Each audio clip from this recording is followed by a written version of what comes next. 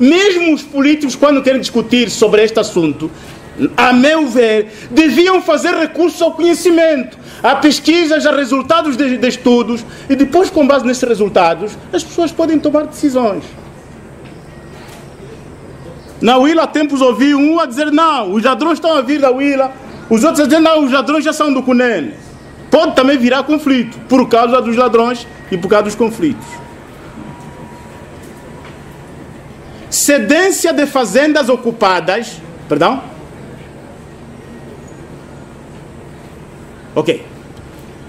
Conflitos no nível extracomunitário, ou seja, comunidades e agente externo. Quais são as principais descobertas? Fazendeiros, demarcação que inclui aldeias dentro de croquis que chocam com modos vivendo das comunidades ou que tendem a usurpar terras destas. Casos de demarcações, de croquis que já existem, mas no meio tem aldeias, que é uma fonte de conflitos. Cedência de fazendas ocupadas total ou parcialmente por comunidades antigas, de antigos donos ou de populações assentadas. Uma fazenda que está ocupada parcialmente, pois foi cedida a alguém, que também é uma outra fonte de conflitos. Obrigação ou adicionamento ou aliciamento aos SOBAs para emitirem pareceres sem conhecimento da comunidade, ou ainda empresários nacionais ou estrangeiros ocupando terrenos de comunidades. Entre interesses privados e interesses privados, privado contra privado, confrontação entre o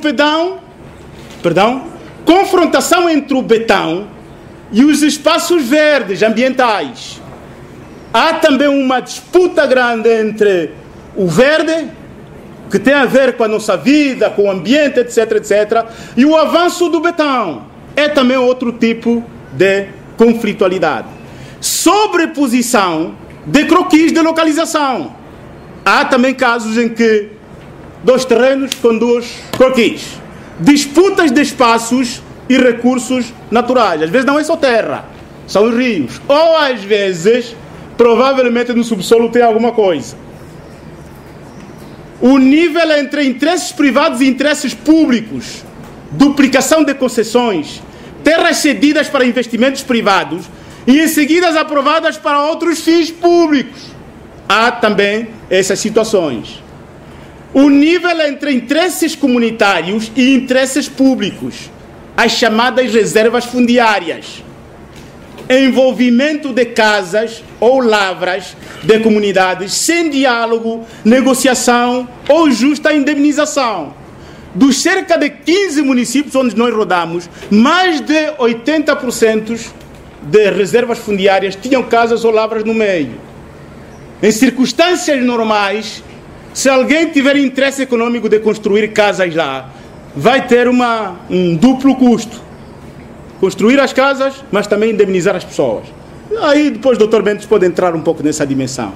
Desalojamento forçado de comunidades sem possibilidade de negociação e indemnização. Foi também uma coisa que foi descoberta e fonte de conflitos. Conflitos com a lei podem ser ocupação desenfreada de terras ao longo dos principais saídas das cidades. Aqui em Benguela, cada vez que eu entro aqui, vejo as casas lá longe, armazéns, terras demarcadas. Aquilo está a ir lá, qualquer dia Benguela está ligado ao Caimombo, a Ganda, etc, etc. Não é só aqui em Benguela, no Ambo também, na Huila também. Muitas dessas ocupações não foram feitas com autorização prévia do governo. Ocuparam, depois vamos negociar, ou vamos forçar uma indemnização. Simulação de interesses públicos para satisfazer interesses privados. Às vezes a gente encontra um bem a ser protegido, até por autoridades do Estado. Aqui ninguém pode entrar. Mas depois, quando você vai analisar, não é uma infraestrutura, um pedaço de terra para fins públicos, mas é para fins privados. Isso acontece no nosso país e a pesquisa mostrou isso. Se alguém quiser provar o contrário, pode fazer outra pesquisa. Ocupação desenfreada de terras ao longo das principais vias, isso já vimos. O computador bloqueou, parece que é para pedir um pouco de água.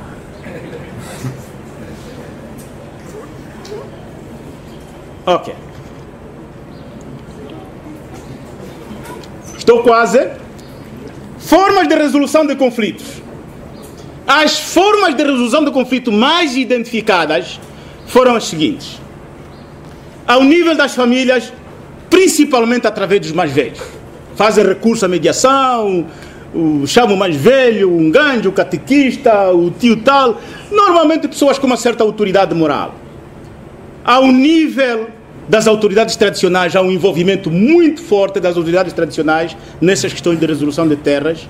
Ao nível das administrações comunais ou municipais, nós encontramos, já tem uma aqui em Benguela, acho que foi em Cambamo, encontramos casos de conflitos de terras entre comunidades e privados, e quem foi lá defender foi a administradora comunal, foi o administrador municipal. Chegou a dizer, desculpa, mas esta terra é das comunidades. Há também esses casos. Ao nível das instituições afins, os governos provinciais às vezes também entram. Ao nível dos órgãos policiais, há também situações que se resolvem ao nível dos órgãos policiais, sobretudo as terras urbanas, quando saem macas e chama a polícia para resolver, e muitos poucos casos em tribunal do que nós identificamos. Conclusões e recomendações, que podem ser vistas como conclusões gerais,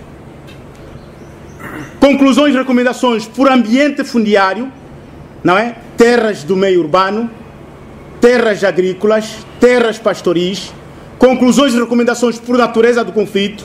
O que é que recomendamos em termos de conflitos intracomunitários, intrafamiliar, intracomunitários, intercomunitários, entre comunidades, entre privados e públicos. Em cada um destes fizemos conclusões e recomendações.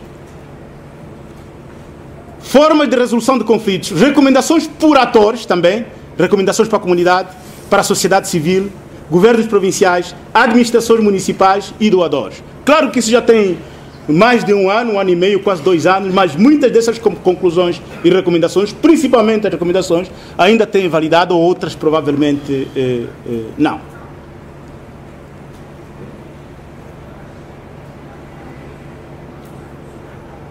Conclusões gerais. Os conflitos estão a aumentar. E daquilo que eu observo hoje, provavelmente a intensidade do aumento ainda é assim um pouco lenta. Mas a partir da altura em que os verdadeiros investimentos à agricultura começarem, os conflitos também vão aumentar. Muita gente tem terras, não pagou impostos, aquilo ainda não conseguiu o dinheiro do BDA, né? Ainda estamos nesse compasso de espera. Por enquanto, vamos tendo um conflito aqui, outro ali, mas um dia que houver uma política pública que incentiva verdadeiramente a agricultura, seja ela familiar ou empresarial, vai haver este boom que também vai ser acompanhado de mais conflitos.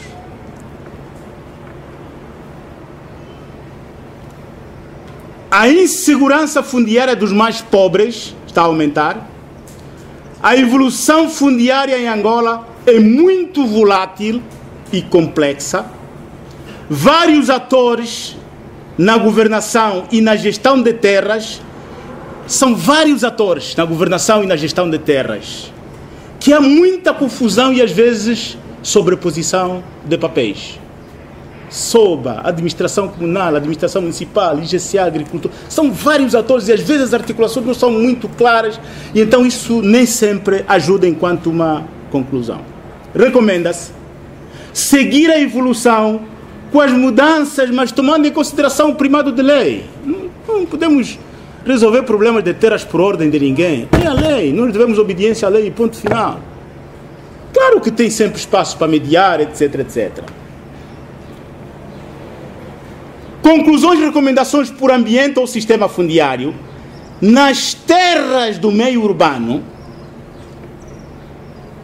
o que traz conflitos são as reservas fundiárias, deficiências técnicas, políticas inadequadas, sobreposições de mecanismos formais e informais. Uns resolvem formalmente, outros querem resolver informalmente, e isto se sobrepõe na gestão das terras e a ilegalidade, a mesma ilegalidade, por parte de privados, nós, cidadãos, e também por parte de agentes públicos.